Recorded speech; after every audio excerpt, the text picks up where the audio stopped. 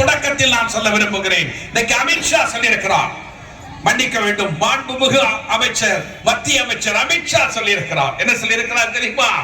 ஆங்கிலம் படித்தால் அவமானம் என்று சொல்லியிருக்கிறார்.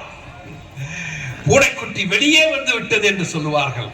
ஆங்கிலம் படிக்காதே, ஆங்கிலம் படித்தால் அவமானம் என்று சொல்லுகிறார் அமித்ஷா. ஏன் சொல்லார் தெரியுமா? ஆங்கிலம் படிக்கலன்னா அந்த இடத்துல என்ன வந்து உட்கார்ந்திருக்கோம்? இந்தி வந்து உட்கார்ந்துரும்.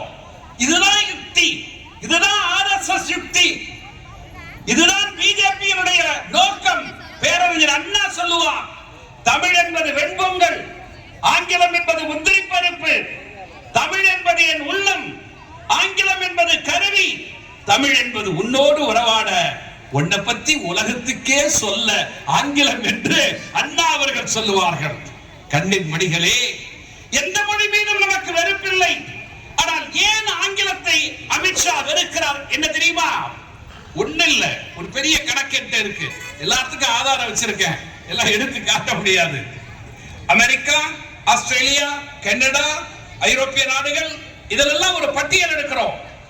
மாதம் 15 to 20 லட்சம் ரூபாய் சம்பளம் வாங்கக்கூடியவங்க, அது ஆப்பிளா இருக்கலாம், இன்ஃபோசிஸ், HCL டெக்னாலஜி விட்டுடுங்க, அதையும் தாண்டி மைக்ரோசாஃப்ட், சயன், ஆப்பிள், இன்னும் மிகப்பெரிய நிறுவனங்கள் இருக்கிறது.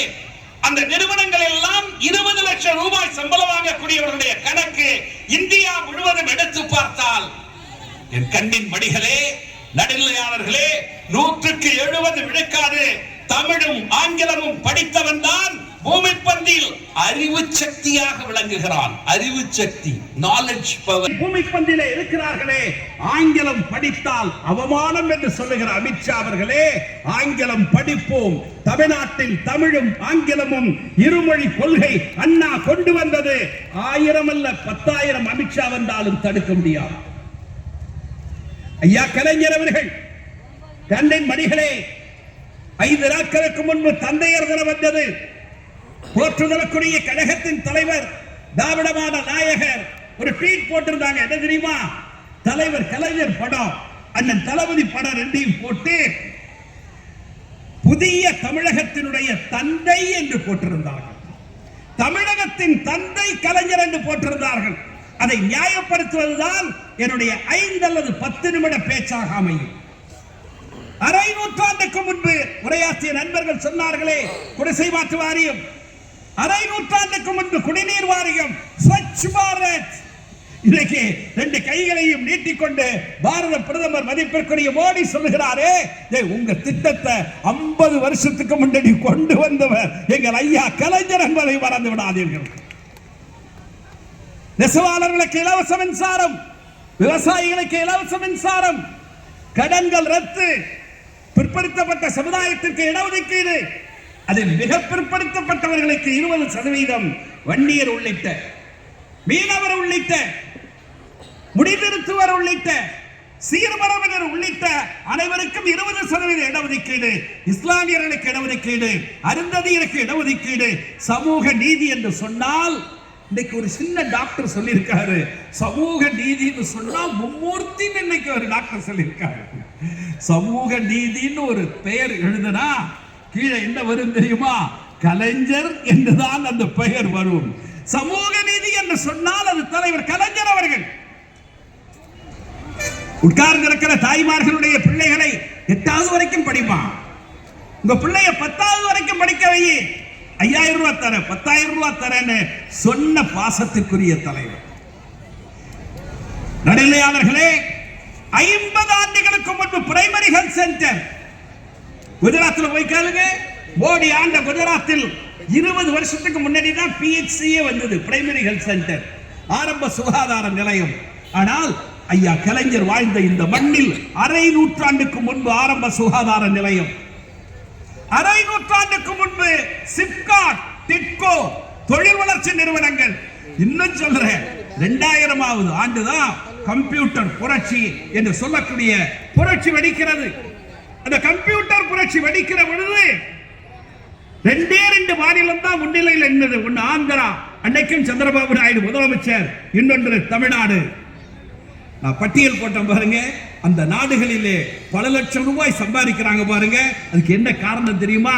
2000ஆவது ஆண்டில் டைடல் பார்க் கொண்டு வந்த எங்கள் குலதெய்வம் ஐயா கலைஞரப்பா. டைடல் பார்க் கொண்டு வந்த எந்த மாநிலத்தில் அது உண்டா? கொஞ்சம் யோசித்து சொல்லுங்கள். தலைவர் கலைஞர், ஐயா கலைஞர் ஒரு பெரிய பிராட் ஸ்பெக்ட்ரம், ஒரு பெரிய அகன்ற அலைவரிசை. இந்த பக்கம் விவசாயிகளை பத்தி கவலைப்படுவாரு, இந்த பக்கம் கம்ப்யூட்டர் சயின்ஸ் பத்தியும் கவலைப்படுவார். இது யாருக்கும் கிடைக்காது. சந்திரபாபு நாயுடு கம்ப்யூட்டர்ல தலை சிறந்து நின்றாரு, ஆனால் அன்றைக்கு தோற்று போனார். ஏன் தெரியுமா?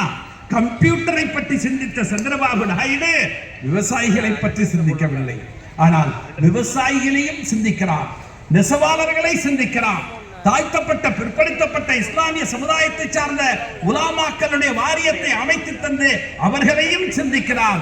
இன்னொரு பக்கம் தொழில் புரட்சிக்கு அடிப்படையாக இருக்கிற சிப்காட், டிட்கோ, டைடல் பார்க், இதான் தான் கலைஞர்.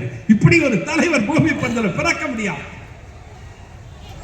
10 ஆண்டு காலம் ஐயா பெரியாரோடு பயணித்து 20 ஆண்டு காலம் அண்ணாவோடு 49 69 வரை துணையாக அல்ல, அந்த இயக்கத்தில் அண்ணாவுக்கு இணையாக இருந்து 69 50 ஆண்டு காலம் திராவிட முன்னேற்ற கழகம் என்ற பேர் இயக்கத்தை காப்பாற்றிய தலைவர். தமிழ்நாட்டு கட்சிகள்ல நான் பெயர் சொல்ல விரும்பல, பல கட்சிகளின் பேர் உடைஞ்சிருக்கு, பல கட்சிகளுடைய சின்னம் பறிபோயிருக்கு, அல்லது கொஞ்ச நாளைக்கு முடக்கி இருக்காங்க, பல கட்சிகளுக்கு பெயரே மாறி இருக்கு. தமிழ்நாட்டில் ஒரே ஒரு கட்சி சின்னமும் மாறாமல் கொடியும் மாறாமல் இருக்கிறது என்றால் ஐயா கலைஞர் அவர்களை பார்க்கிறேனே. என் பாசத்திற்குரிய தம்பி அனந்தகுமார், அவர் 5:15 வந்துட்டேன், ஆனா வந்தது நல்லதா போச்சு. அண்ணே மேடைக்கு வந்துடாதீங்க, கொஞ்சம் லேட்டாக வாங்கினாங்க. ஆனால் நல்ல வேலையாக 30 நிமிடம் ஆங்கிலத்திலும் தமிழிலும் ஒரு பேட்டி. அப்படியே அந்த ஊர் எல்லையில் நிற்கிறேன். எங்கு பார்த்தாலும் இருவண்ண கொடி, எங்கு பார்த்தாலும் உதயசூரியன் சின்னம், எங்கு பார்த்தாலும் ஐயா கலைஞர், தந்தை பெரியார், பேரறிஞர் அண்ணா, நம்முடைய வணக்கத்திற்குரிய தலைவர் தளபதி அவர்களுடைய ஓவியங்கள். எவ்வளவு மகிழ்ச்சியா இருக்கு. இந்த சின்ன வயசுல ஆனந்தகுமாருக்கு இவ்வளவு திறமை இருக்குன்னா என்னடா காரணம்னா, அவர் வேலண்ணனுடைய மகன் என்கிற காரணத்தால். துணை நிற்கிற மாவட்ட செயலாளருக்கு என்னுடைய வாழ்த்துகள், துணை நிற்கிற சட்டமன்ற உறுப்பினருக்கு என்னுடைய வாழ்த்துகள்.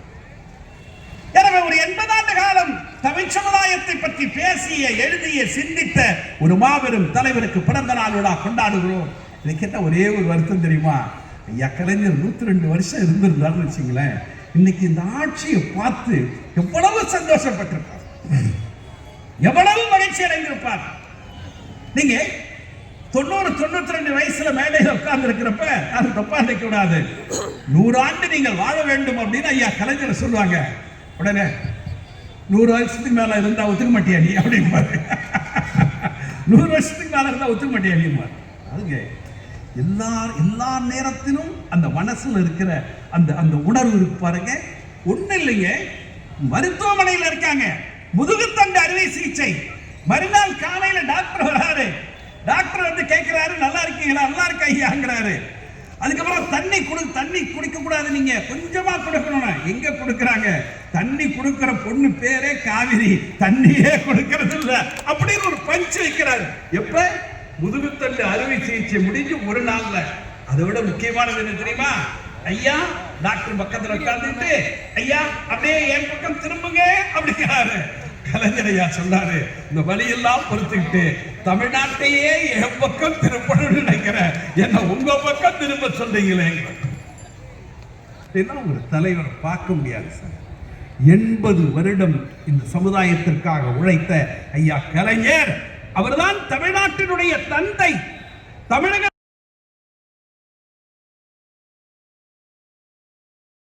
சாதனைகளினுடைய பயனாளிகள் உட்கார்ந்திருக்கிறீர்கள்.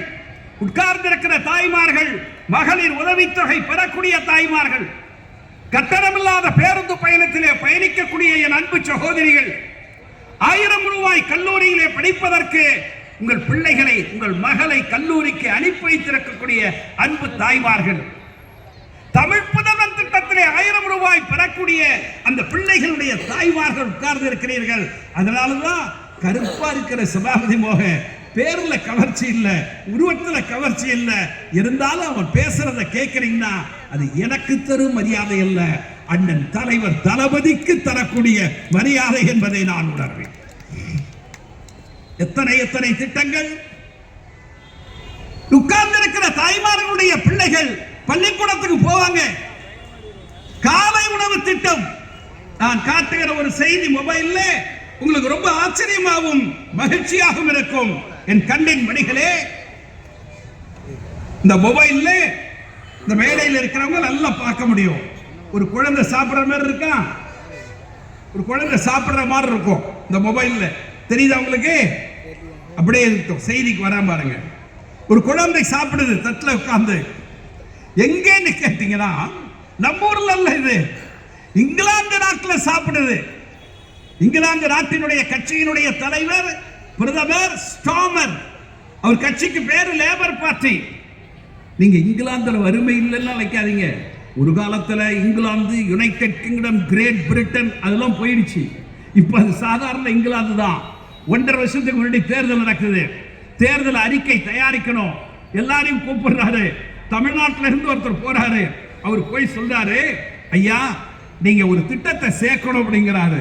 அந்த தேர்தல் அறிக்கையில 4ன்னு போட்டிருக்கு பாருங்க. 4வது காலமா ஸ்டாமர் ஒரு தேர்தல் அறிக்கையில ஒரு செய்தியை போடுறாரு. ஏனோ தானோ என்று பேசுபவன் சபாபதி மோகன் அல்ல, எல்லாவற்றிற்கும் ஆதாரத்தை வைத்துக் கொண்டு பேசுபவன் தான் சபாபதி மோகன். ஸ்டாமர் என்ன சொன்னார் தெரியுமா? சார் 3.5 வருஷமா காலை உணவு திட்டம் போடுறாங்களே, தமிழ்நாட்டில் ஸ்டாலின் செய்வதை போல இங்கிலாந்திலே இருக்கிற பள்ளிக்கூடங்களிலே காலை உணவு திட்டம் நடைபெறும் என்று சொன்ன இங்கிலாந்து நாட்டின் பிரதமர். தமிழ்நாட்டுக்கு வழிகாட்டி அல்ல, கர்நாடகாவுக்கு அல்ல, கேரளாவுக்கு அல்ல, இங்கிலாந்துக்கே வழிகாட்டி. நடுநிலையாளர்கள், மாற்றுக் கட்சி நண்பர்கள் ஆதாரபூர்வமாக போய் நீங்க நெட்ல தேடி பார்த்தீங்க, நீங்க எல்லா ஸ்கூல்லையும் காலையில உணவு. வீட்டில் நடந்த செய்தியை சொல்ல பாருங்க. எங்க வீட்டம்மா வேலைக்கு போறாங்க. ஒரு 3-4 வருஷத்துக்கு முன்னாடி எல்லாம் லட்சுமி, ஒரு 20 வருஷமா எங்க வீட்டுல லட்சுமின்னு ஒருத்தங்க தான் வேலை செய்யறாங்க. ஒரு 4 வருஷத்துக்கு முன்னாடி எல்லாம் 8 மணிக்கு தான் வருவாங்க, கதவை தட்டுவாங்க. எங்க வீட்டம்மா சொல்லுவோம், நான் எப்படி காலேஜுக்கு போறது, எப்படி நான் சமைக்கிறது, நீ கூட்டணும், ஜாமாவளை கொடுக்கணும், எல்லா வேலையும் செய்யணுமே, 8 மணிக்கு வெளியேன்னு கடிச்சு கொதறு. என்ன சொல்லுவாங்க தெரியுங்களா? லட்சுமி அம்மா காலையில என் பிள்ளைங்களை எழுப்புறதே கஷ்டம், குளிப்பாட்டுறது கஷ்டம், அதுக்கப்புறம் அந்த பழைய சோத்தை புழிஞ்சி அதுல ஒரு நார்த்தங்காய் ஊறுகாயை வச்சு அது வாயில அதை திணிச்சு அதை பள்ளிக்கூடத்துக்கு நான் அனுப்பணும், அதுக்கப்புறம் தான் நான் வரணும்னு 3 வருஷம் 4 வருஷத்துக்கு முன்னாடி சொல்லுவாங்க. இப்ப லட்சுமி என்ன செய்ய தெரியுமா? காலையில 6 மணிக்கெல்லாம் கதவு தட்டுது. வீட்டம்மா போய், என்ன லட்சுமி 6 மணிக்கெல்லாம் வர்ற, தெரியும் உங்களுக்கு, இருந்தாலும் அது சொல்லணும் இல்ல, 6 மணிக்கெல்லாம் வந்துட்டேன்னு சொன்ன உடனே லட்சுமி சொல்லுது, ஏம்மா கேட்கிற, பிள்ளைங்க அதுவா எழுந்திருக்குது, அதுவா சட்டை போட்டுக்குது, அதுவா குளிக்குது, புத்தக பைய மாட்டிக்கிட்டு வேகமா ஓடுறான். என்னடான்னா, எங்க பெரியப்பா ஸ்டாலின் இட்லியும் கொசுவும் பொங்கலும் சூடா தர்றாருன்னு 20 லட்சம் குழந்தைகள் குஜராத்தில் உண்டா, உத்தரப்பிரதேசத்தில் உண்டா? திரும்ப திரும்ப தமிழ்நாட்டுக்கு வரக்கூடிய மாண்புமிகு அமித்ஷா அவர்களே, கேட்டு தொலைங்கடா, கேட்டு தொலைங்க. தமிழ்நாட்டில் என்ன நடக்குது? ஏன் சபாபதி மோகன் பேசுறான்னா 2000 பேர் வந்து உட்கார்ந்து கேட்கிறாங்க. என்ன சபாபதி மோகன் பேச்சுக்கு இருக்கிற மரியாதை அல்ல, நம் சாதனைகளுக்கு இருக்கிற மரியாதை, நம் சாதனைகளுக்கு இருக்கிற மரியாதை. எந்த மாநிலத்தாவது காலை உணவு திட்டம் உண்டா?